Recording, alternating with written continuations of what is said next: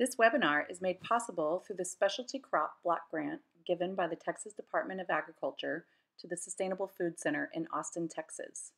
The Sustainable Food Center has partnered with the National Center for Appropriate Technology in San Antonio, Texas, and Foodshed investors in Austin, Texas, to help farmers become more wholesale ready. Yes, my name's Ellen Polishuk. I'm up here just north of Washington, D.C. in the Maryland suburbs, and we're in the middle of the nicest week of weather imaginable, which is off-putting and makes us feel crazy because it's so nice and cool out. It's like, what's going on? High in the 70s. Sorry, Texans, to rub that in just a little bit. I just wanted to let you know the grossest outline of what we're going to attempt today.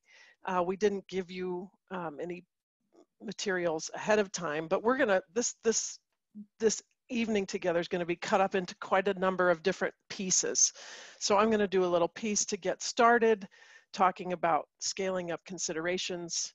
We're going to spend 20 minutes speaking with Pedro Chambon and asking him questions about his journey, growing his farm and changing his market channels. Then I'm going to come back and hit you hard with number stuff and spreadsheets, and it's going to be grueling. And then we're going to all go to the bathroom, and then we're going to come back, and then I'm going to have nicer, easier slides about more specifics about dealing with wholesale sales. Then Kara's going to talk to us about GAP certification and GAP situation.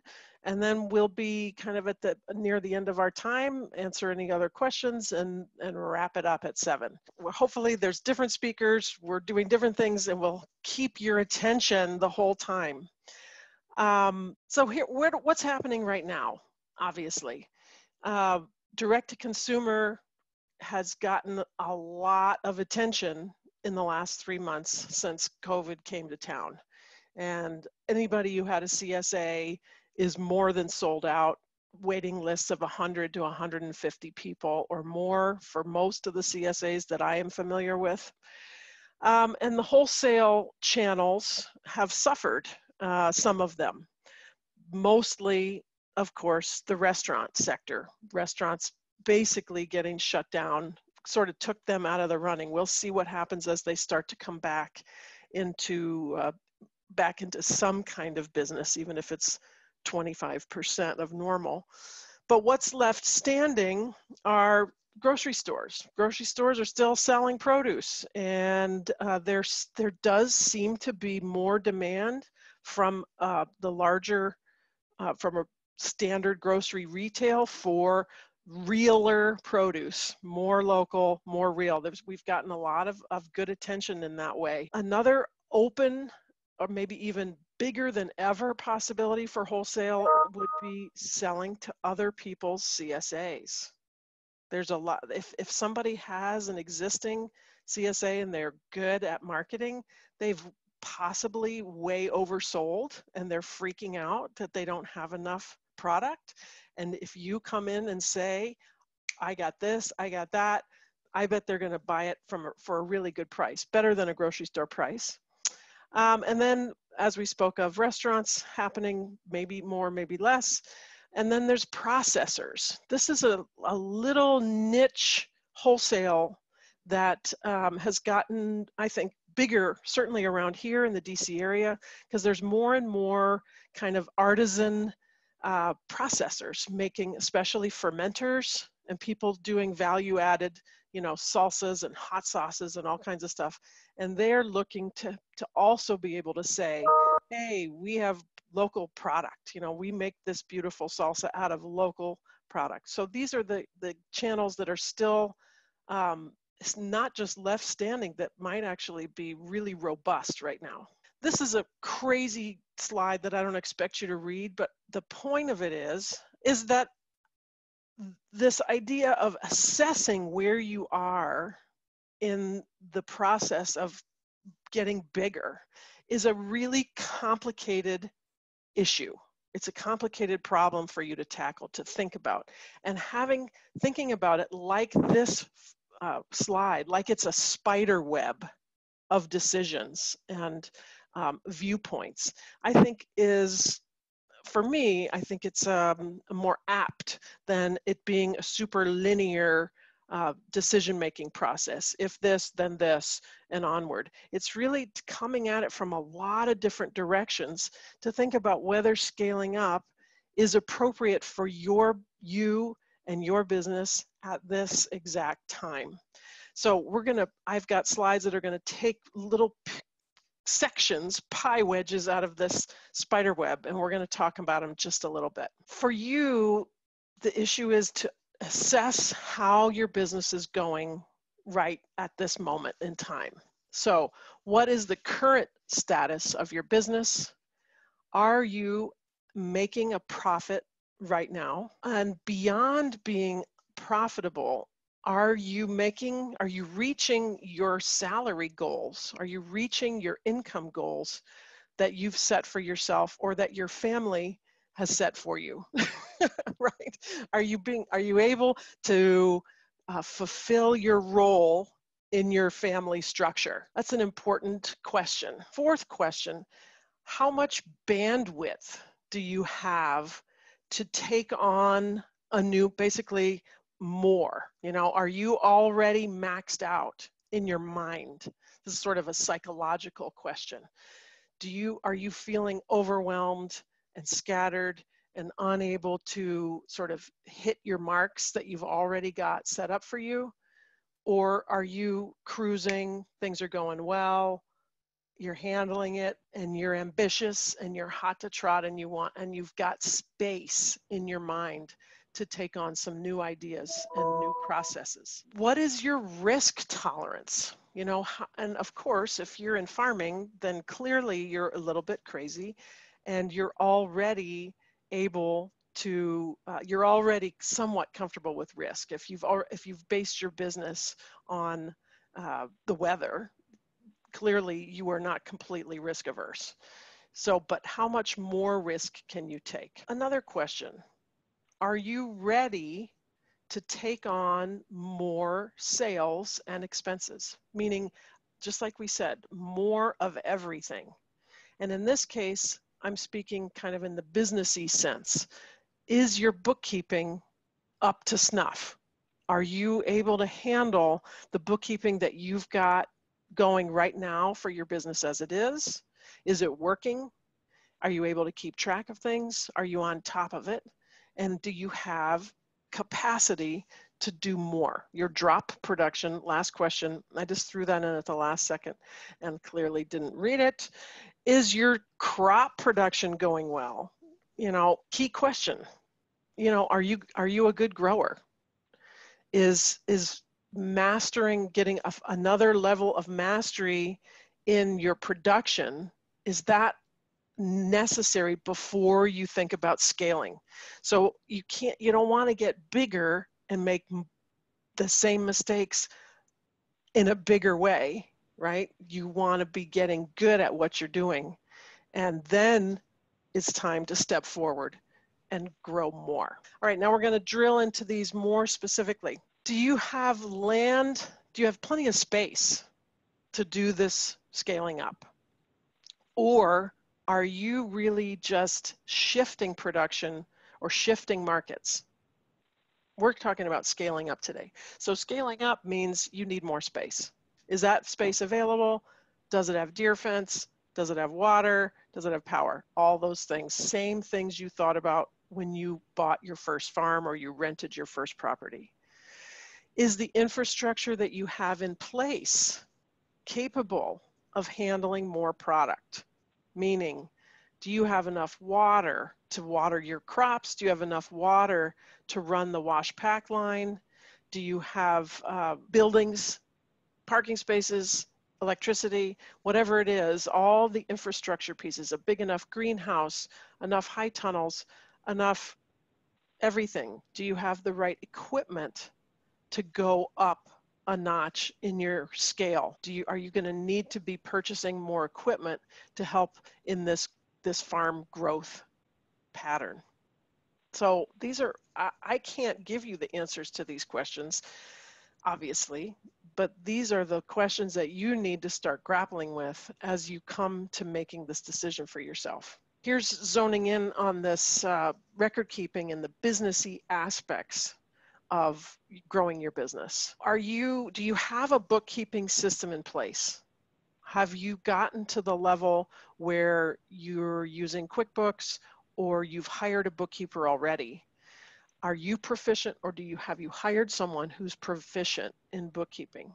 Because scaling up often means more transactions are going to take place, or it could mean that different transactions are going to take place if you're shifting into wholesale. And clearly, if you're getting into the wholesale realm, you've got to get your invoicing system correct. You've got to be really good at tracking what have you sent and whether or not people have paid you back. In this business realm, are you properly insured? Do you need, I don't know what scaling up is going to look like for you. Is it going to involve pick your own? Is it going to involve more people coming to the farm? Or is it going to mean changing to more direct to consumer markets? Or is it going to be moving into wholesale? But always check with your insurance agent and make sure that you're properly covered for whatever this new adventure is going to be in your business. Maybe you're keeping your sales channels the same. You're just going to grow more stuff. Then I should be fine.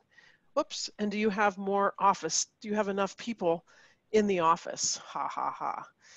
Right? Who is in my office? Just me. So do you have the capacity to keep up with more office work, or do you have somebody in your space ready to go to do that kind of office work? Selling, customers, demand. Are people already, begging for you, knocking on your door and saying more, and you're turning away customers? And do you think that this demand that you're feeling right now is going to be stable? Is this something that or fickle, meaning are they going to change their mind in 2 months and go back to buying from someone else? Some wholesale accounts are famously fickle, including even some of the biggest retailers. I just listened to a guy at a talk yesterday who said he was going to sell cheese. He was just about to secure selling cheese to the whole Midwest of Whole Foods. And they had ramped up production. They had cheese in the warehouse ready to go. And then the financial, 2008 came along, and 2009, and the meltdown of the economy. And they said, oh, never mind. We're not going to take your cheese anymore. And so they were left with like 300,000 pounds of cheese that they had thought had a buyer, and it didn't. So that's the question of demand and customers, and who are you selling to, and are they trustworthy, and can you count on them? And then, of course, with any kind of scaling up, and we're all specialty crop growers, and specialty crops mean lots and lots of labor. If you're going to scale up, that means you're going to need more labor. So first of all, I ask you, do you like working with people? Now, it's possible that you're scaling up means you think you're going to buy a bunch of equipment and have less people, but if you're growing more vegetables, you're going to have more people. That's all there is to it. Is there a labor available and sustainable, reliable, good labor? Are you good at managing people? This is really a crucial question for you. And if you're not good at it, who is? Do you have a second, do you have a partner, a right-hand woman, somebody who's gonna be good at managing people? And then, of course, do you have all the systems in place to manage labor from a legal and economic standpoint? Do you have sufficient payroll systems in place? Are you able to put more people into the system and have everybody get paid in a good way? What are the good parts? What is the thing that to look forward to, the benefits of a scaling up situation? It could be that your goal is to grow more product but less varieties, and thus end up with a simplified farm. It could be scaling up means simplifying your sales channels. Perhaps scaling up for you means you're going to achieve economies of scale, the great rat race of trying to achieve more economies of scale. By that we mean at a certain size, it makes sense for you to buy more equipment, and thus it makes your cost of goods sold cheaper because you don't have to do everything by hand. Is having more equipment going to make your body feel healthier and less sore? So that could be a good thing. And for some people, the scaling up and doing more managing means that they're going to be in the field less. And for some people, that's a good thing. That's a benefit.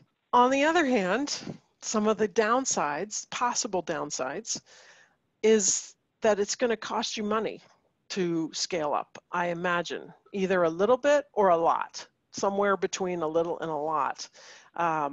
Scaling up often involves more equipment, certainly more supplies, and then so forth. So that could be an expensive thing to do. It could be that scaling up is not going to simplify your farm, that it's actually going to make it more complicated. It's possible that if your scaling up is involving wholesale, that you're definitely going to be going for a lower price point. That's just by definition. And then this last piece again, spending more time managing a bigger operation means you're in the field less. And is that a downside? Meaning you'd rather be in the field and you don't really like the business management aspects. And so getting bigger is going to take you maybe out of the field even more. And how is that going to work for you? Is that going to make you sad? Those are the ups and downs. The key issue is this really what you want? Do you want to do more planning, more managing, and more bookkeeping?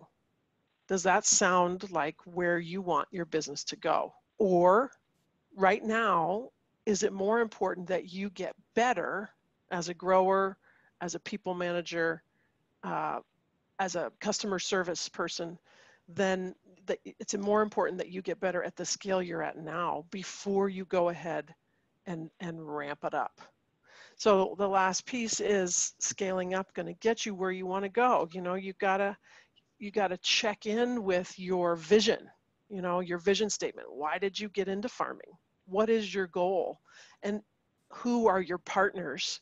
And are they enrolled with you in this project of making your farm bigger? Because you don't want to end up losing some of your partnerships because this isn't what they signed up for. So check on all of those pieces before you go ahead and get into it. Take your time. Just because people are trying to buy CSA shares that don't exist doesn't mean you have to make a really important business decision in a nanosecond. Pedro, you're my guy. You're next up. Thank you, Ellen. Yeah. Appreciate it. Thank you. So, hey guys, this is Pedro Chambon. His farm is called My Father's Farm. And Pedro has very generously agreed to come and spend a little bit of time with us in the group because he has been down this path before. And he is going to report to us some of the things that he's learned and discovered on his journey. Pedro's farm he started the farm back in 2008. They've been certified organic the whole time. And their first market, the first market channel was farmers market, and then they moved into CSA selling. Then they moved into selling to restaurants, and then they moved into a bigger CSA that was focused on delivering to offices and workplaces. And then finally, they got into wholesaling and are selling to the biggest stores you guys have in Texas. They're selling to HEB. He's done it all, man, and he's still smiling and laughing and willing to share with us. So thanks for coming, Pedro. Can you just tell us a little bit about what some of those trials and tribulations were that you had as you made some of those jumps in scale and especially into the wholesale market? Thank you, Ellen. Thank you all for coming to this video chat. You covered pretty much a lot of the stuff that I was going to talk to you today and your presentation.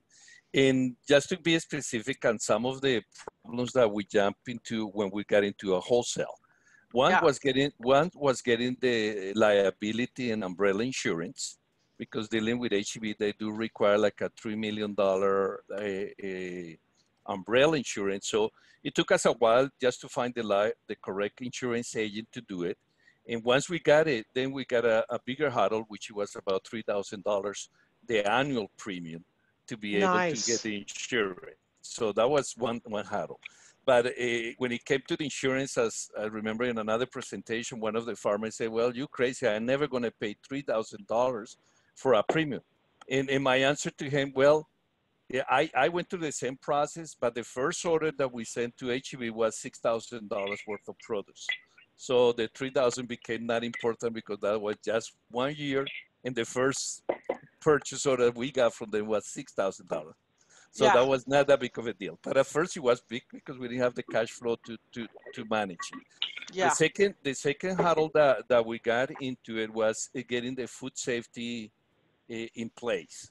You know, doing business with these guys, you do need to be in compliance with everything that has to do with food safety protocols.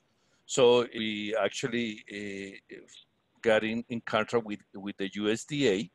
It cost us at that time, that was, 12 years ago, so it cost us about $800. And it wasn't that much, the $800, but everything that we had to do with logs and compliance and writing the temperature, and it was a lot of paperwork involved. But we were so eager to get into the whole food that we went into the task of doing so. And from that point, it just became a nervous breakdown. I can remember the first day when we made the first delivery, getting the right computer to print the labels, to make sure that the labels say produce in USA, your farm name, having the PLU, putting the purchase order, and then having the quality. This morning I was talking to my wife trying to get to answer Ellen's question. And I say, well, what do you think was the biggest hurdle? He said, quality control. We've been doing it for 5 years, every single week. And we probably have 6 or 7 rejections throughout the year. But it only took one rejection to realize that we needed better to have a good quality and be willing to lose produce if we don't say the right stuff. Right? Pedro, can you just tell people what that means, a rejection? A rejection, we got an order, I think it was like maybe 600 bunches of spearmint. I wasn't at the farm, so I have a good excuse not to be involved in what happened. But the problem was that when the produce got to HEB, among radishes and other stuff, the leaves of some of the leaves of the spearmint were kind of blackish. Yeah. And they rejected it all. So that means that we came back with $800 less money because they didn't take it, and we ended up throwing it in the compost pile. So that was no fun. So that's a major requirement that is there. Yeah. So we have one question, y'all. Frankie would like to know who you wound up getting your policy from. We started with Farm Bureau, was the first one, the Farm Bureau agency. And about 2 years ago, we moved to a company called Ortica, Hortica, Ortica. And they're specialized in nursery and farmers. So they do a little bit more than the Farm Bureau knew as far as the agent. Ortica is very professional. Another question, what changes did you make to your crop list that corresponded with this changing of your market channel into wholesale? That was one of the biggest gain of doing wholesale, because we used to grow 35 plus products. We used to grow like 4 or 5 different varieties within those 30 crops. So, our price list was enormous, and the fact that we were keeping CSA, we need to change variety every week. We didn't want to send radishes every single week. So we have to grow a lot of other stuff. When we got to HEB and Central Market, it basically nailed down to only 10 products So we didn't have to grow 30 products, we only grow 10 products. And, for the last 2 years, we're doing about 5 or 6. So it really changed the crop structure. We became more, I don't want to use the word expert, but we came more to knowledge only those specific products instead of trying to grow 30 different, and you guys know Right. every crop requires different Right. requirement, different insects, different fertilizers. So the fact that we reduce just a few makes our life a lot easier and simpler. So Pedro, was there a negotiation with the wholesaler about what they wanted, or did you get to say, here's my 10, these are the 10 crops I'm really good at and that I know how to make money with, or did they say, these are the 10 crops we need you to grow for us? Well, actually, the original conversation, they came over to our farm. We had a table display of every time that we had at that season. It was within fall, so it was our biggest season. And literally, he started picking, well, I need 30 boxes of this, 20 boxes of this. And he gave me prices right on the spot. Wow. Which was one thing, when he ended up telling me the numbers and the quantities, we thought those quantities was going to be a monthly basis. And my wife and I were looking, oh my God, he's asking 30 cases of these, 20 cases. He say, I asked him, is this a month? He said, no, weekly. We would say, oh my God, what did we get ourselves into it? This guy needs all this in quantity and gave me price on the spot. One thing that I did ask him, I said, why was it so easy for you to make a decision what to buy and give me the price and the quantity right on the spot? So he took my business card and he said, well, it's no brainer, Pedro. It's good quality, it's organic, and it's local. So it's no brainer to buy it. And for us, moving 20 or 30 cases of radishes when they have 400 stores throughout Texas, it was no big deal. Yeah. So that was no big deal. What were the results of this shift to wholesale, both from an economic standpoint and also from a sort of psychological standpoint? Well, economically, I can say that we became more profitable with less volume of sales. And I have an accounting background. So it was interesting to me to see that in before we became wholesale, we were selling $330,000. In the second year, when we did totally wholesale, we did 230, and we were more profitable with less volume of sales. Oh my Because gosh. it simplifies our labor. It simplifies the having 30 different crops. And their assembly line can very efficient. Wow. Bookkeeping was very simple because it's just one wholesale, two invoices a week. They pay directly to they deposit directly to so it simplifies. I think so we became more profitable with less sales. That's amazing. And did you just go cold turkey, like no more CSA, no more farmers market? We're jumping all in with HEB. It wasn't not a cold turkey. Our biggest customer went bankruptcy, so we didn't have a choice. From the CSA, we went to distributor. Some of you knew GreenLink, and GreenLink had offices in Houston, Dallas, and San Antonio, and we were making deliveries to all three of those because the GreenLink, so Ellen, was kind of a CSA, so we were backing up their CSA. But overnight they shut down the doors. Oh so my gosh. we were we went to a panic mode for about 2 or 3 weeks. And thanks to Robert in Miami, we were able to get our food into HEB and Central Market. So and I'm glad we did, because nowadays when talking to my wife this morning, when we reflect about it, it sure did make our life a lot easier. Farming is hard as it is. Yeah. So much handling CSAs or restaurants. I was talking to a farmer last week, and he said, yeah, Pedro, but they only pay you $1.50 per a bunch of radish, where I can sell it for $2 or $2.50 at a farmer's market. And she said, and I asked him, how many farmers you go? I say, I go to 2 farmers market. How many bunches of radishes you sell on the 2 farmers market? She say, maybe 50, 60 bunches. I say, well, you get $1.50, but you can sell 2,000 bunches in a week.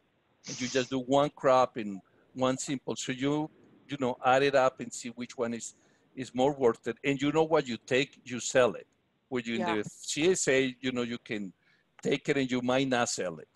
Or you Yeah. have in a restaurant asking you, I want 10 bunches of radishes and I want it delivered today. You know, it just it makes no sense. So. And one last piece. How important do you think the organic certification is to the ease with which you were able to deal with HEB in terms of them saying, oh, you have beautiful stuff, we want to have it, boom? Well, it was so important. I remember literally talking to the buyer, the organic buyer at HEB.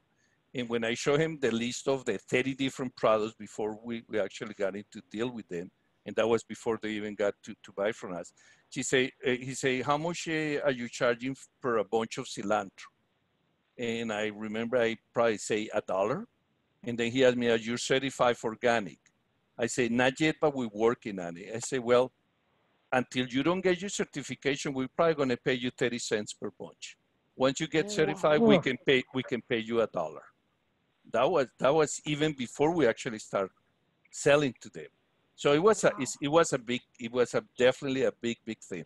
You know, it has been 5-6 years. You know, now there's more big corporate entities getting into organic, so you know prices are coming down quite a few, and you know, but it's still it's a lot more profitable than selling conventional. You know, I remember getting into the distributor center on my small 10-foot box truck and making a delivery with $6,000, and the guy next to me was coming from somewhere in McAllen or what have you, conventional cilantro for the same amount of money, 50 of what was it, like 25 pallets of cilantro compared to my 15 my little pile of organic.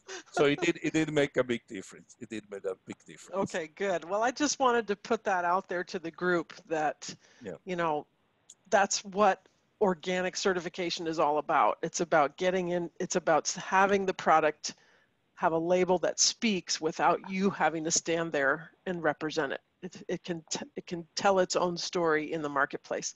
Pedro, thank you so much for taking time to spend with us and help everybody here on the call to wrestle with some of these issues. It's a real pleasure to work with you. Thanks so much. Likewise. Thank you so much. Appreciate it. I made a mistake and I forgot to ask Pedro one more question. And so I'm gonna, like we're in a proceeding, I'm going to give him some of my time. And Pedro, I'm just gonna give you the mic. Tell us a little bit about the software and some of the benchmarks that you've used for making cropping decisions on your farm. Thank you, Ellen. One of the questions that came out in our group was labor, right? In actually, you know, how can you be profitable or not on farming? And I always, and I know Robert would agree with me, and labor is where you can lose or make money. If you don't have a good track of your labor and you don't have good labor, that's where the money will go. I say we keep our benchmark within 30%. You know, sometimes we do 25, sometimes we do 35%, but I try to keep it within the 30% margin. Otherwise, if we go 40, 50, we know we're going to lose money. And I shared a story when also HEB came and said, do you want to grow butternut squash? So I used part of my cost analysis sheet that I created in the software to see if it was worth it. But when they told me that they were going to pay like 60 cents a pound, and having to wait 90 days, and the numbers were not there just to do butternut squash and having it to pamper the plant for 90 days. So I can do radishes for 25 days and make $1.50 a bunch. And my labor is a lot less than doing anything else. But at the end of the day, it comes to having a good software that can help you in helping you getting those financial decisions to be profitable, and also helping you on the bookkeeping aspect. Because, you know, as Ellen mentioned in one of the slides, you know, are you ready to do more bookkeeping? You know, but the software is what aids us to be able to have accurate information, to know what we're doing and what fields are being used, and comply with everything that has to do with food safety and organic licenses. So Pedro, what's the name of your software? It's called ProFarmer Software. And you can visit at PFS, PS and Peter for ProFarmer, Farm pfs.farm. That's the name of the webpage. And you have all the information. I know some of you already are kind of using it and going through it. So I appreciate you guys taking the time to look at it. Thank you. Thank you Thank you. so much, Pedro. So we want to jump into some of this the business case for making a change to your market channels or to your scale.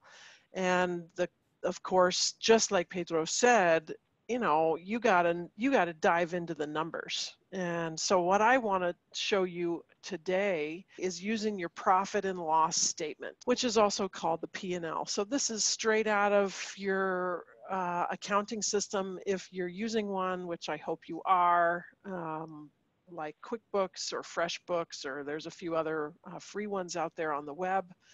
But this is, a very basic, normal, businessy kind of report called your profit and loss statement. And this is really the summary report of all the income and expenses that have come through your business, but categorizing them in very specific ways for good reasons. And that's what I want to show you. The P&L is not the same as your balance sheet. And so the P&L is not the listing of all of your assets and liabilities. That's a separate financial report called your balance sheet. This is a P&L from the farm. The last year that I was farming at Potomac Vegetable Farms outside of Washington, D.C., this was our P&L for the year 2016. So these are numbers that have meaning to me. This is the very basic P&L for us to look at today, and it's in its shrunk form. This is what I would call compressed. So it's just telling you the major categories, incomes, major categories of expenses, and then the bottom line all the way down here, which in this case is super good number. What I want to show you now is I want to jump into Excel. This is the P&L that's been downloaded into Excel. And I've arranged it so that I can compress it or open it up. And so this is the most compressed that the P&L can go. And so you see over here, I'm going to hit these numbers and I'm going to hit 2. This is the less compressed. Here's income. Here's less compressed. And so every time I bump it up a notch, I'm opening up the categories and providing more and more detail for each of the categories. So now under income, instead of it just being one number, now we see, oh, I have a number of different incomes. Okay, and so down here, I have, expenses. Now I have titles on these expenses. Let's see if we open it up yet again. So here we go. Let's open it up a little bit more. I have expenses. Now I have an expense called cost of goods sold. This is these are costs that are directly move with the growing of the product. So for every bunch of carrots I'm going to grow, I have to buy more seeds and I have to buy more fertilizer. It also includes this category, things that you're actually buying and reselling. I have now an expense category called operating expenses. Here are things that you are perfectly familiar with. Operating expenses move in relation to scale. So what I'm trying to show you is that when we put our expenses in certain groups and categories, we can think about how they're going to change as the scale of our farm changes. Okay, so operating expenses are expenses that move in relation to scale. The bigger you get, the more fuel you're going to use, the more repairs you're going to have. Here's another big expense category, like Pedro just told us. In specialty crops, labor is our biggest expense. Labor moves also in relation to scale. Here's all the pieces that come together as labor. Then we have this category called fixed expenses. So these expenses tend to just stick the same. meaning that your insurance cost from one year to the next, it doesn't matter how many carrots you're going to grow, the insurance is probably going to be the same, right? Your vehicle insurance stays basically the same over time. These expenses don't change with your crop mix. And then we have a category called general and admin. And this is a category of expenses that you have some discretion in how much you're going to spend. Yes, you're going to need to spend money on credit card fees, but maybe you can shop around and get a better deal. Yes, you're going to have marketing and advertising costs, but you get to decide, is this a big year to spend money on ads or not? So those are all the big, and then the last expense category is called one-time expenses. So this is where we're keeping track of big capital improvements on the P&L sheet. So big things that we spend money on: fencing, equipment, buildings and grounds, etc. So I just wanted you to see being able to open and close a spreadsheet so that it gets more and more detailed. Can I make a comment real quick? Yes, please. Also, in QuickBooks, you can very easily do that collapsing as well and opening. Yeah. So, you know, if you feel intimidated by Excel spreadsheets, you know, QuickBooks is a little bit less intimidating, and you can do all that collapsing and expanding. Yeah, I'm going to show you. I work with a company called Kitchen Table Consultants, and we do financial analysis and coaching with farmers and food people all around the country. And there's some things you can do in QuickBooks, just like you say, your basic P&L. And then what I'm going to show you is taking the P&L out of QuickBooks and into Excel so you can mess around with it some. So here we're going to mess around with the P&L, and we're going to start looking at some of these ratios, just like Pedro was talking about. So let's look at some percentages. Percentage of COGS. This is cost of goods sold, not including labor. What is 22%? This is for my business. Labor as a percent of gross. Here you go, Pedro, that's 47%. I don't know what you're going to say to me, but let me just tell you that this is all labor for the whole operation, including owners. So that's everybody's in, 47%. That's pretty good, actually. Fixed expenses as a percent of gross, 8%. So this is where, you know, you can learn from other experts, other experienced growers, to start looking at how are you doing in terms of these kinds of benchmarks. So then there's being able to print out a P&L that is comparing one year to the next. So in this printout, again, this is straight out of QuickBooks. I'm comparing 2015 to 2016. And we want to always be looking at trends. You know, how am I doing this year compared to last year? And making those kinds of comparisons is difficult without software helping you out. So in this case, here's something interesting. This is very interesting given what Pedro just said. So here's our income, 2015, almost $1 million. The next year, we're down 76,000. But when you come all the way down to the bottom, the net income is significantly higher. What's up with that? Good question. So here we go. So and here's the percent of change between one year and the next. So what we see just right here in the report is that our sales we grew less food. We grew or sold about 8% less food. But look at how much the expenses drop. Less COGS, less operating expense, less labor, but it's not just 7.9% less, it's 10% less. And so all of this cost savings is the reason why, even though we grew less stuff, we made more money. Just like Pedro said. It's perfect. I couldn't have planned it any better. Now this is the part where I want to put the P&L into Excel and mess around. This is going to quite another level of analysis, shall we say. But I just want to introduce you to this idea, because what we're talking about today is scaling up. And in order to scale up, you have to imagine what the future would look like with a different set of parameters, whether it's just growing more products or whether it includes a whole different changes in cost structure or prices that you're going to be getting at market. Now the P&L has gotten brought into an Excel spreadsheet. This is this is now not my farm. This is a different farm now that I'm looking at here. It doesn't really matter. We're looking at 1 year to the next. But what I want you to see is this category here in yellow. I've highlighted it so that this is what we're talking about.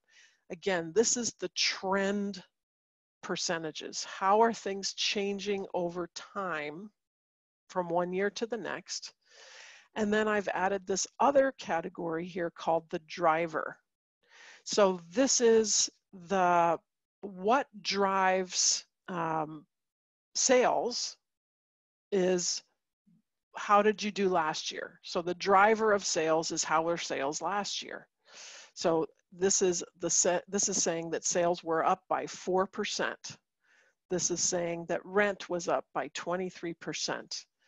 As we come into some of these costs, payroll is 35% of gross, and the driver of that is percent of sales. Okay, so instead of tracking a trend, what I'm tracking here is this really important benchmark is 35% as the percent of sales. So this is adding some extra parameters to your analysis of not just how did we change 1 year to the next, but then how are we going to look into the future? And that is this putting in this idea of the driver and then the factor. Just before we continue, but the question is from Caroline, and it says, could you go over how you categorize sales again? Question mark. By product? Question mark. That's sort of an individual question for any farm to answer how you're going to categorize your sales. It depends on how complicated your farm is. I think that's where this person is going. I'm not sure. But usually people organize them by enterprise. You know, if they have more than, if they're doing more than just one enterprise, vegetables, honey, on-farm, agritainment, that's one way to organize it. And then the next level of specificity would be down into sales channel. You know, I'm selling vegetables. I have a vegetable farm. I'm going to sell, this is my wholesale, this is my farmer's market, this is my CSA. That would be some ways. There's no one set answer. Kind of depends on your farm operation. All right, next one. I wanted to show you this driver, the factor. So this is where now we're starting to say, okay, I understand what happened in the past, but now I want to project into the future. And so in this category, this is you saying, next year, I'm going to pretend that I'm going to increase my farm-grown product by 30%. And so then this is the new future. The previous year, labor was 44% of sales, and you're saying, I'm going to be more on it next year. I've got a better management team, I've got more efficiencies, and I'm shooting to have labor at 39%. And so this is a way of you taking what you've done in the past and then projecting a new idea about the future in a very controlled and very specific way. There may be expenses, like we talked about here, fixed expenses, insurance, didn't really change 1 year to the next. It's a fixed expense. I'm just going to type it in. It's going to be $9,200, right? It's not affected by this change in production up here. So that's the thing I want you to think about, is which of the expenses in your farm are going to be affected by a scale change and which things are going to hold steady. So this is the bottom line of this in this scenario, this making of the changes. Net operating income 2 years ago, last year, 2020. All right, I like that trend. Net income, bottom line, after owner draw, childcare, and health insurance for this farm's case, net income. Ooh, last year was really hard. It was a tough year. In this projection, it looks like we're going to get close to, break even, but break even with the kind of pay and benefits that this person needs.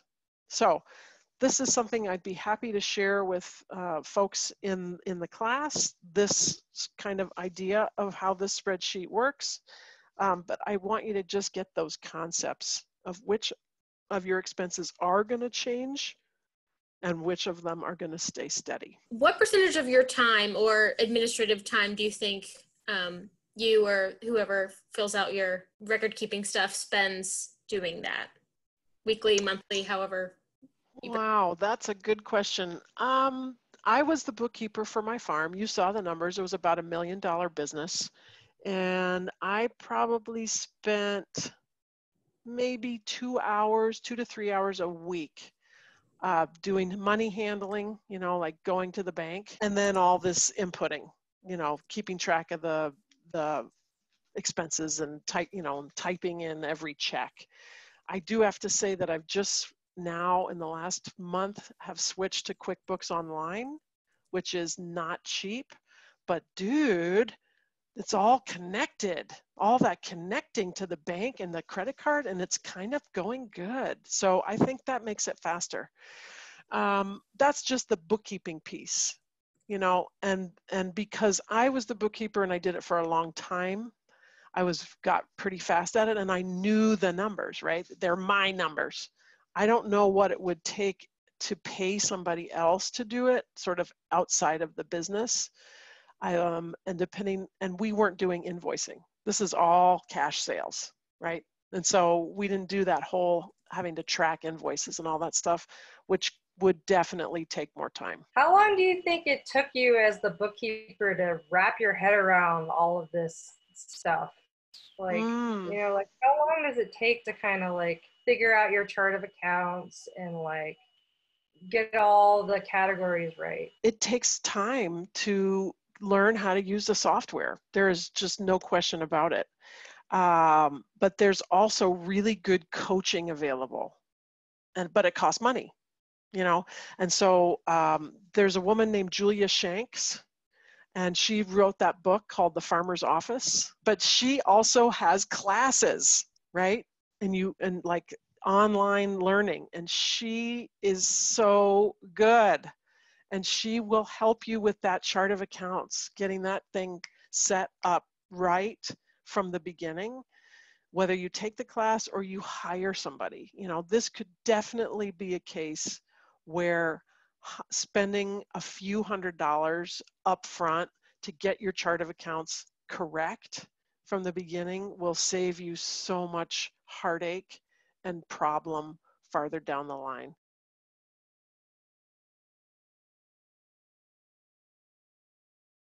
Website, but also all the parts that go to it, the furniture, as I call it, the tables and the scales and the roll bags and the display baskets and the square and the machines that take the credit cards and all that stuff is not necessary in a wholesale setting. Way less time selling, making 1 or 2 or 3 or 5 phone calls versus having an 8-hour day driving to market and back. All right, what are some of the cons with this retail versus wholesale? Yeah, retail takes more time. It takes more people. It's more labor intensive. Absolutely. It's more expensive. It can really be trying to work with, to deal with one-on-one with customers. There's a lot of hand-holding is what I call it. A lot of hand-holding that goes on,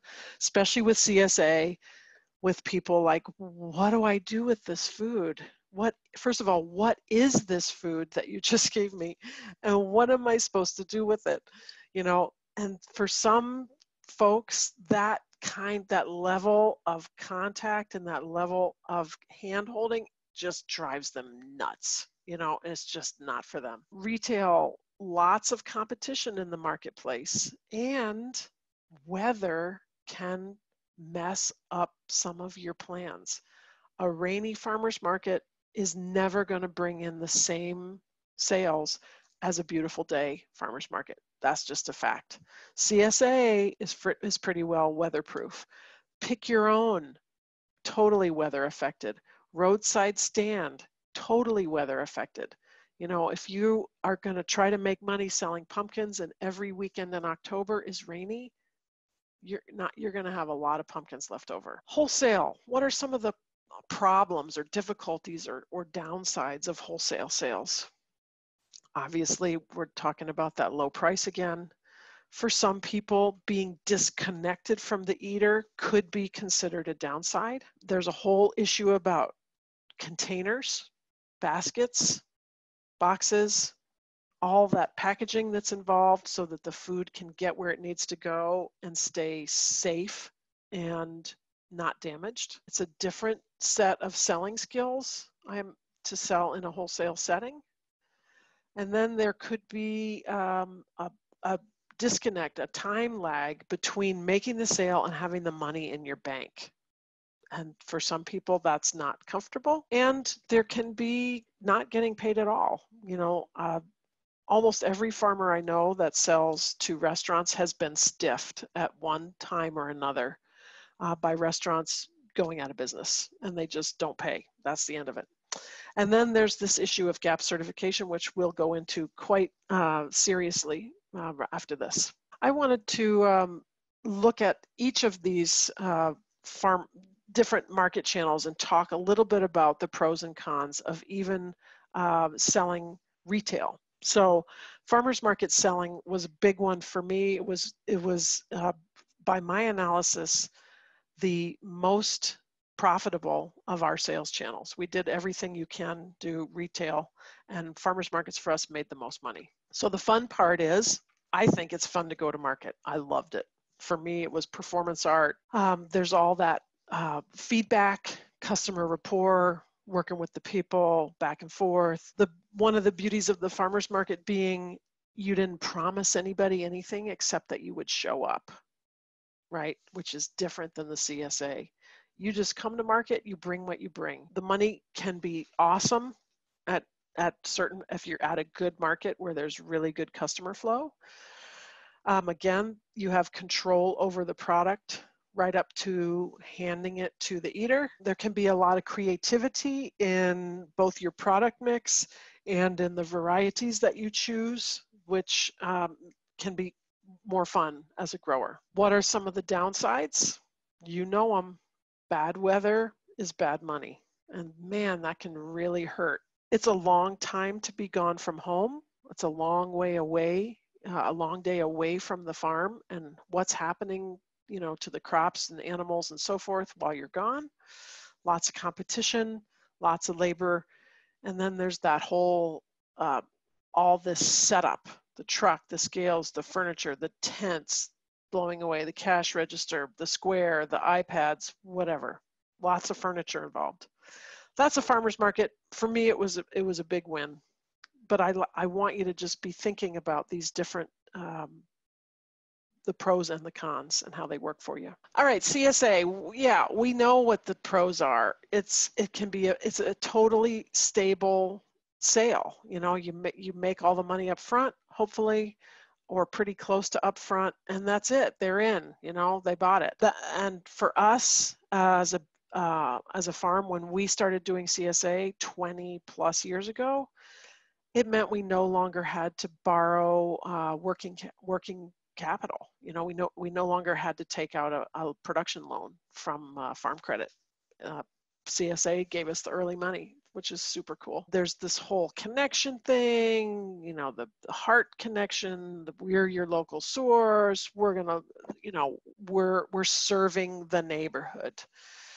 Weather is now taken out of the sales equation. The stuff is sold, they just gotta come and get it. CSA for us was a really important way of balancing the flow of vegetables through the week, meaning we're going to be heavy selling on the weekend at farmers markets because those are the big markets. And so What are you going to do with summer squash that was picked on Monday morning? It really should get sold before Saturday morning. And so CSA fills in the rest of that week. Risk sharing. Of course, the key concept of CSA is that the eaters are throwing in with you to take the risk. The trend nowadays is to take out that risk sharing, but it could still be a pro for you as a grower. What are the pain factors? Pain in the ass factor, lots of hand holding, as we said, a lot of management, customer management, like we just said. Who are they? Did they pay? Are they picking up? Doing some of that social media or email or newsletter writing so that you keep people engaged and involved in the story. And I think this piece right here is a really big one. The psychological stress of CSA, the promise that was made. For some, it's really can be heavy on the shoulders. That you took the money already and you owe these people, product. And some people it really stresses them out, Certainly as you get better as a grower over time, that gets less hard. And then this is a huge one for increasing CSA. So I want to nail this one specifically, because I think right this minute, and over the last 3 months, there's been a lot of pressure for people to increase the CSA shares. And the trick is, with every CSA share you take on, it means you have to grow more of every single thing. And that's hard. And there's a lot of pressure in the CSA setting to have, as Pedro said, a lot of different kinds of vegetables, and then a lot of different varieties within each crop. And this can be a really serious thing to think about. I want you to think about it. If you are talking about increasing your CSA numbers as you scale up, are you able to grow all the things, more of all of them? For some people, privacy can be an issue if the CSA are coming to your place. Farm stands, not a lot of people have these anymore, and so maybe it's not worth thinking about them too much. I know that some people's farm stands have gotten a bump in the COVID time, and that I know some growers around here that stopped selling at farmers markets during those first months, March, April, May, and they said, if you want it, come to the farm. The main issue is there can be a lot of staff time. There's good things about staying home. It's easy to buy and sell other people's stuff. It's a real service to your actual closest neighbors to be providing good local food to them. You have all that control, but the downsides are, just as you would think, if you have to pay somebody to stand there for 10 hours a day, that adds up. Could be a traffic issue, getting people in and out safely of your property. What are you selling in? Is it a barn? Did you build a building? What's it going to cost you to set up a store? Do you have walk-in coolers? Do you have walk-in freezers? Do you have retail freezers and retail coolers? And there can be a lot of waste, right? Now you're a grocery store. And what happens in the produce section of a grocery store? They lay that stuff out there 24/7. And so what they throw away, 30%? There's a serious shrink factor in that setting. And then, is it legal for you to be selling? Good question. Restaurant sales. I was never a big proponent of selling at a restaurant. My main issue was I want to be the one with the big ego. And it seemed like selling at restaurants, you had to be really into this, like bow down and praise the chef. I was never very good at that. So I didn't do restaurant sales. So this is me reporting about other people doing restaurant sales. You can get a really great wholesale price. For some growers I know, it is almost the same as a farmer's market price, which sounds crazy, but it's true. Some people really get a sense of importance by being featured in a restaurant on their menu, especially if you get named. It makes you feel like you're somebody. It can be a big sale in one delivery. It's not going to be as big as HEB, but it can be a nice big sale with one drop. It could be fun to develop a relationship with a really cool restaurant with really great people, and you can have a rapport and chat, and they invite you and you can show up, and then you're like a superstar. And of course there's no leftovers. I didn't put that on the cons part of the farmers market, is what happens with all the stuff you didn't sell. Restaurant sale cons: restaurants come and go, chefs come and go. Things can change really fast. Lots of lag time for payment, and often not getting paid at all. Some restaurants are known to be incredibly picky about what exactly they want and how it's presented, how it's washed, how it's clipped, how they sit in the box. Require quite a lot of quality control. And it's important, and this is what I've learned from others, of course, is that each chef you have to talk to them in the way that they need you to talk to them, the way they can hear you. You have to text them at a certain time, at a certain day, or you have to email them, or you have to call them, or you have to show up, or whatever it is. You have to figure out how this person works, and you have to work in their system and get that rhythm of communication down in order for the selling to go really smoothly. Wholesale for reals, as I say, we talked about most of these things already.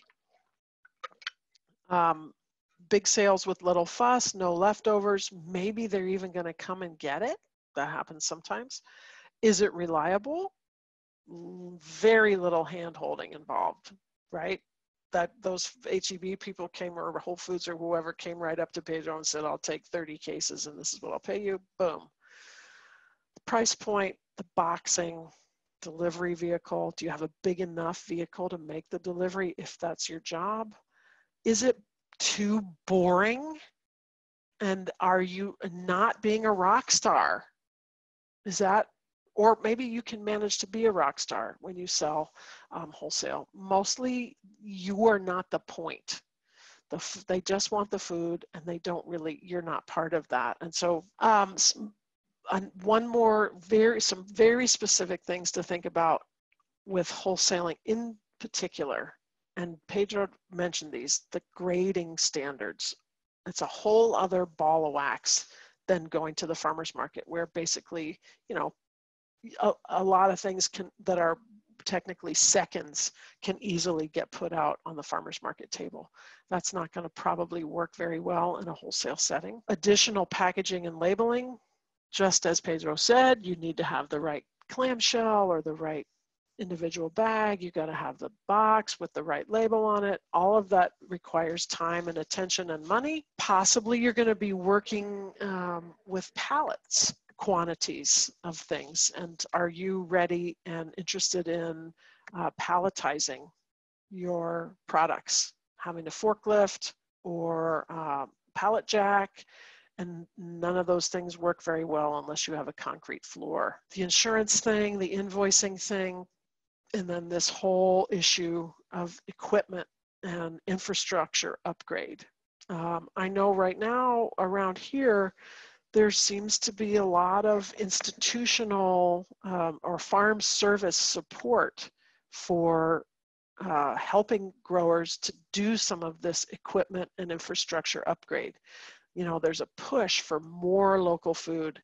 And so there may be some really good grants, free money out there, or cost shares, or really low interest or no interest loans to help you make some of these improvements, so that you can in fact scale up and grow more and move into the wholesale channel. Here's something I like folks to think about. What I would consider sort of a normal course of development is exactly what Pedro talked about. He started with farmers market, moved on to CSA, then started doing some restaurants, and then eventually moved into wholesale. Usually someone has already done the whole farmers market thing. And if the question is, are you going to add wholesale on top of also doing farmers markets, or are you going to replace farmers markets with wholesale? So you see what I'm saying? Are you adding another sales channel, or are you just replacing one? Because some of that savings that can come from a wholesale channel, you aren't going to get it if you're still having to have a fleet of trucks that can go to Saturday market, and you still have all that infrastructure that goes with the retail selling. So it's just something to think about. Can you handle more personalities in your life? So again, this question of not replacing a farmer's market with a wholesale, then you're going to have way less personalities. But if you're just going to add wholesale onto an existing roster of direct to consumer, can you just handle knowing more people and what they want, and how can you serve them? So how do you decide all these things? You know, that's the back to the spider web. You know, there's so many things to think about. You have to think about, you know, where you are in your business. You have to think about your temperament and your kind of your psychological wants and skills. What do you want your life to look like? What kind of products do you have, and are they appropriate in the wholesale channel? Is there plenty of demand? And then you got to run the numbers. You know, you got to run the numbers and see how low can you go. And we're going to talk about crop costing and enterprise budgets in our next meeting in a month. We're going to dive into those pretty hard. And so if you're interested in thinking about which crops could you be wholesaling, let's say, yeah, you do have friends that are fermenters and they would be interested in 6 tons of cabbage. You know, what price are you going to need to get for that cabbage so that you are not losing your shirt? You know, so we're going to talk about that next time. Final thoughts. Make this decision of scaling up a smart business decision. I want you to feel like you're good at the scale that you are as a grower, as a producer, as a horticulturist, that you're good at that before you get bigger. And then make a really good plan before you move forward. Do all this homework on costing, have thought through what the management ramifications are of an increase in scale, and know how the money is going to flow. So those are my questions, or that's my thoughts for this this piece. I am going to go ahead and share my screen here, and we're going to talk about GAP certification. Okay, so I'm going to start by just giving an explanation of GAP, which is good agricultural practices, and GHP, which is good handling practices. And then there's GAP harmonized, and there is group GAP. The GAP and GHP, these are basically creating handling practices on your operation that are going to verify that your fruits and vegetables are being produced, packed and handled in the most safe ways possible. And there's different aspects of it that you may or may not need to use if you do the GAP certification or good handling practices certification. So for most of you all who are small producers, it will just be the GAP audit that you need to do. This is a voluntary audit, so it's not something that you have to do, but it increases your chances of being able to sell into wholesale outlets, specifically grocery stores. Additionally, the work that we're doing with Common Market, which is based out of Houston, we work on a grant with them called the Local Food Pipeline Project. Basically, they're helping us get more farmers GAP certified. And so We do have some funding available to help some of the farmers, and some of the people on this call are taking advantage of that, where we actually pay for the GAP audit for those farmers. And it is something that you have to do every year, but it can really increase your chances if you're looking for selling to more wholesale markets. A lot of people just, they won't look at you unless you have that audit done. So in general, the audit can cost anywhere between $800 to $1,200, and that is based on where you live, because you have to pay for the auditor's travel time. So that's usually what makes the cost more for some rather than lower for others. So the GAP harmonized audit is kind of like the gold standard. So there's other different GAP audits that you can get, but if you are going to get GAP certified, I highly recommend that you go with the harmonized GAP audit. And that was basically put into place in 2011. And it took a number of these different standards and found the best of all of them and kind of put them together. And so it is the gold standard and what most people are looking for. So I highly suggest that as well. The group GAP is another type of audit that you can do to make certification more accessible for small and middle-sized producers, and it allows farmers and food hubs and other marketing organizations to work together, and they undergo a GAP certification as a group. Now, this has its pros and cons, mostly that if one person does not have their ducks in a row and they fail, then that means you fail too. So you have to be way more coordinated if you do this type of thing. But a lot of people who are doing the organized group GAP are going to be food hubs or people who are really selling in one place together. So that's something else to consider there as well. This is the audit scope that we're looking at. So there's a number of different parts when people come to do an audit on your farm. These top three, part 1, part 2, part 3, are mostly what y'all will be dealing with. You probably won't need to do the other parts unless you are larger and have like a wholesale distribution center.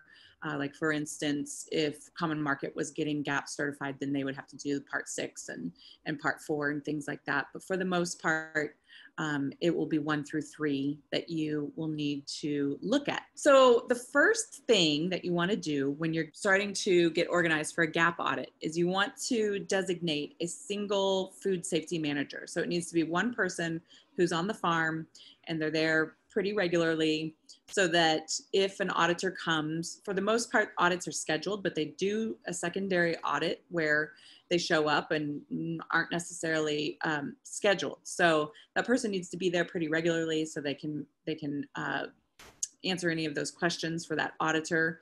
And just one main person who's also in charge of doing the trainings for the employees and making sure all the record keeping is done adequately and that type of thing. So once you've designated that food manager, the food safety manager, you want to go ahead and have them go to the Produce Safety Alliance certification course.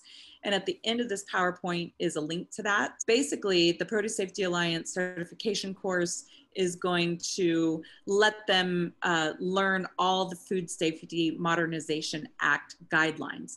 And while the Food Safety Modernization Act is a little bit different than GAP, more or less they're the same. GAP is more intense. It's definitely more strict when they come in for an audit. So you need to take the GAP checklist very seriously when you're looking at it and figuring out what you need to do for the GAP audit, and stick to those guidelines, not sticking to the Food Safety Modernization Act guidelines that you'll learn in Produce Safety Alliance. But it's a good place to start because they go very deeply into employee hygiene, crop amendments, and things like that. So all very good things to know about. So the next thing on the list is to go online and print a copy of the GAP and GHP verification checklist. And this is the actual form that is used for the audit. So that way you can know exactly every little thing that they are going to be looking for when they come to your farm. So print that off. And then from there, based on that checklist, you want to begin writing your farm safety plan, and you want to outline a template based on that verification checklist. I actually was witness to one of Pedro's audits at his farm, at my father's farm, and he set up his farm plan so it actually was in accordance with the numbers on the checklist. There's different sections that are letters and numbers, and so he wrote his farm plan completely in accordance with that. So when the auditor came in, it was just quick and easy for the auditor to know where she was and for him to know what he was dealing with, and he was able to slip his record keeping into that same section, or his SOPs, which is a standard operating procedure, into that same section. And it went really, really smooth for both Pedro and the auditor. And I just have to say, getting a GAP audit it's no joke. It is very, very intense, and it requires a lot of organization. And some people are very scared by the need to be that organized on their farm. As we were talking just the last breakout session, people feel so strapped by just the day in and day out of what they have to do that, you know, doing all the record keeping and all this other stuff can be so overwhelming. So you need to choose when you are ready for this type of an audit. But like I said, it can be very beneficial. As you saw, Pedro went from, you know, being more profitable by going wholesale than doing his direct marketing with less work. And that was something that was important to him. So this was worth it, getting organized like this. So when you write your farm plan, you want to hone in on getting a map, a farm map, writing all your policies for employees and things like that, your standard operating procedures, water test results, and any record keeping documents that you have. And then you need to perform a mock recall and keep that documented as well, which I'll talk about more in a minute. So when I print out the first thing that I like to have farmers do is print out that GAP verification checklist, and then they go through and they assess all the risks. They read every question on it, and they go through and they color coordinate it. So you can use whatever color you want, but, you know, make one color a farm risk that needs to be addressed. So you make sure that you know that that's something that needs to be addressed. And maybe you just put a check mark next to the box on the left-hand side. And then use other colors, and with green, highlight the question if it's already been done.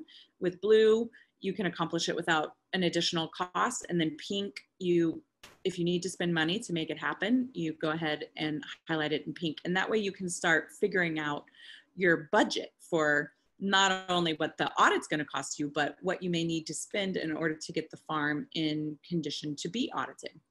So that's a good first step.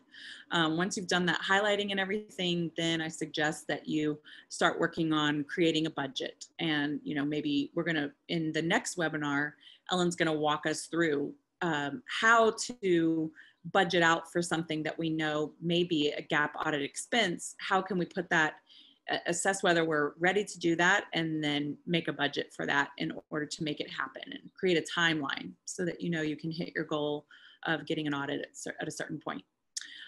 So yes, we need to perform the water testing, perform a mock recall, perform a mock audit, which NCAT can help you with. We'd be glad to help you with a mock audit, especially if you're if you are coming along and doing the LFPP grant work with us, where we help you with getting GAP certified.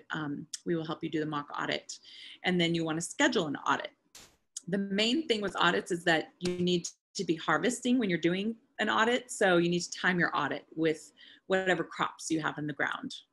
And the maximum amount of crops that you can harvest at a time is when you want to schedule the audit. So here we've got basically the laboratory testing, and you need to test production water and post-harvest water. So in the field and in your processing facility. And you need to look at both public, ground, and surface water sources. Now, public water sources, the cities usually have all those records already in place, so that's not that big of a deal.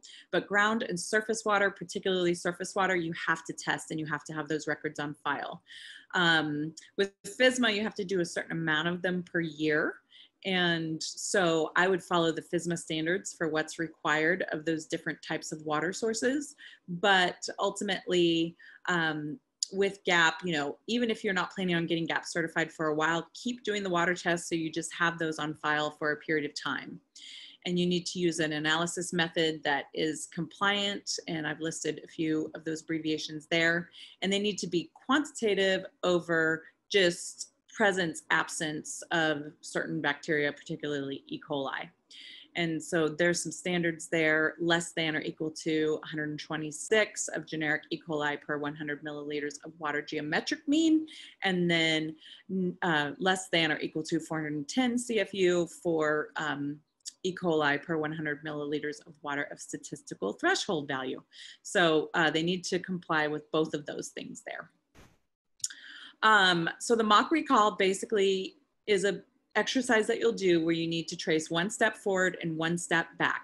So you need to have your farm planned out where you have lot numbers and you are tracking where each of those vegetables are grown and what lot they come from, who was the harvester, and make sure that you keep records for people following the procedures that they're supposed to be following for that particular crop harvest, and signing, you know, their name in the record keeping so that you can trace those steps backwards. And then going forwards, once it's gone to the buyer needs to be able to tell you how much of it they sold, how much they have left, and that way when it's going out to consumers in the wholesale market, which is a much broader market that you can't track as easily as direct marketing, you can make sure that if a recall needs to be done, they can have the information that they need in order for that recall to happen. So when you're doing a mock recall, I highly recommend that you choose a buyer who's going to really work with you to get the information back to you in a timely manner. For instance, with Pedro, he did have a mock audit going on, but unfortunately the buyer wasn't responding very well. And so that was a little bit troublesome for him, and he was kind of down to the last minute with it, and that caused some problems. So make sure that you're working with a buyer, or that you're asking them to do a mock recall when they have time to do it, making sure it's not in one of their busier times or something like that, where you can get the best response from that buyer to be helpful to you. So additional considerations here are really appearance does matter when you're doing an audit. Unfortunately, it's easy to let the farm get a little unruly sometimes, and you can have debris scattered about and maybe some plastic from a high tunnel and some chicken wire or things laying around that can be hazards. So it's really important, if you can, to try and keep the farm clean and organized.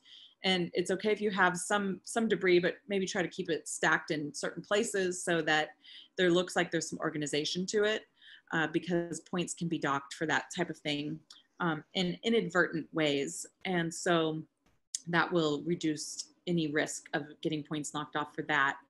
Making sure that you have a lot of signs in place. If you do agritourism where people are coming, you have to have a lot of signs in place, and specific signs that tell people not to go in the field if they're not feeling well, and the guidelines that they need to follow in order to be there. And so really keeping that directional information there is good. And then domesticated animals need to be addressed. So if they're your animals or even a neighbor's animals, I know that cats can be a problem on a lot of farms.